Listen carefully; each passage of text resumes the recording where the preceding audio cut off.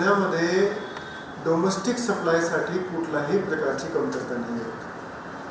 आपल्याकडे डोमेस्टिक सप्लायसाठी जेवढा LPG पाहिजे तेवढा पुरेशा आपल्याकडे उपलब्ध आहे आणि पुढेही सुद्धा अडचण येणार नाही म्हणून शासनाने कमर्शियल सप्लायवर काही टक्के बंदी आणलेली आहे. तर सर्वात आधी जिल्हाधिकारी म्हणून मी सर्व पुणेकरांना आवाहन करू इच्छितो की पॅनिकमध्ये येऊन आपण LPG सिलेंडर घेण्यासाठी रांगा लावू नका. पॅनिकमध्ये ॲडिशनल घेण्यासाठी आपण प्रत्येक ठिकाणी पोहोचतो आहे, त्याच्यामुळे रांगा लागते आणि मग लोकांमध्ये संभ्रम निर्माण होतो आणि एक पॅनिकची सिच्युएशन क्रिएट होते. तर तसं कुठलीही परिस्थिती आपल्या जिल्ह्यामध्ये नाही आहे, संपूर्ण महाराष्ट्रामध्येही नाही आहे.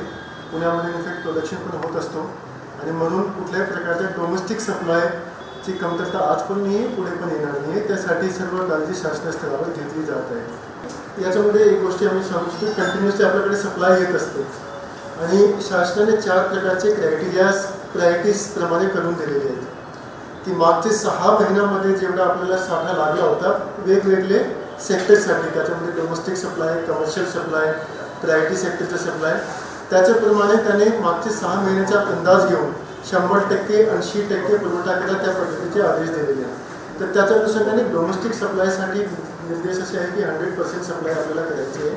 त्याच्यामध्ये मात्र एक अट आहे की एक सिलेंडर जे आहे ते 25 दिवसासाठी, म्हणजे एक कन्झ्युमरला 25 दिवसामध्ये एक मिळते.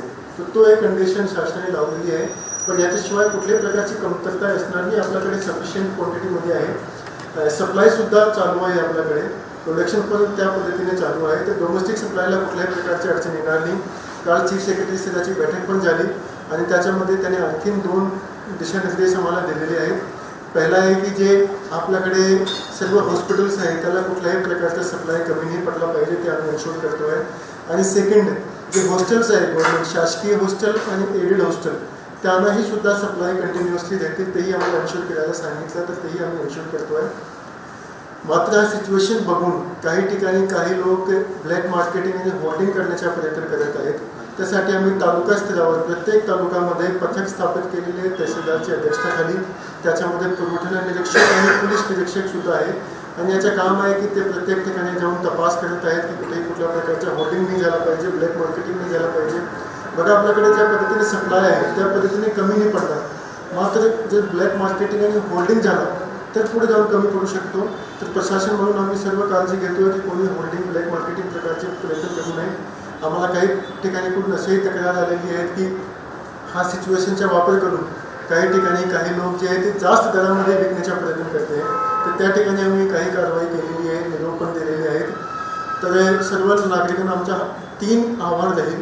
पहिला हा की डोमेस्टिक सप्लाय कुठल्याही प्रकारच्या कमतरता नाही आहे म्हणून कोणालाही घाबरायची आवश्यकता नाही आहे.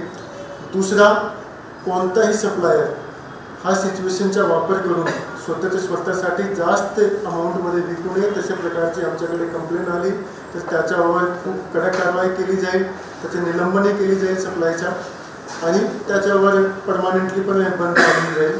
आणि तिसरी आमच्या सर्वांना आव्हान देतील की ब्लॅक मार्केटिंग किंवा होल्डिंग करण्याचा प्रयत्न कोणी करू नये. आम्ही लक्ष ठेवून आहोत, आमचे पथक आहेत, प्रत्येक ठिकाणी व्हिजिट पण करत आहेत. हे 3 गोष्टी खूप महत्त्वाची सद्यस्थितीमध्ये. पॅनिकची सिच्युएशन अजिबात नाही आहे. आपल्याकडे सफिशियंट क्वांटिटीमध्ये डोमेस्टिक सप्लायसाठी LPG अवेलेबल आहे.